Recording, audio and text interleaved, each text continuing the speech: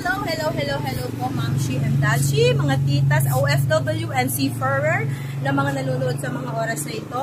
Meron po kami i-introduce sa inyo na one of the best po at saka actually isa ito sa mga paborito kong bahay na product ng ating City Homes. Located po ito dito sa Naik, Cavite.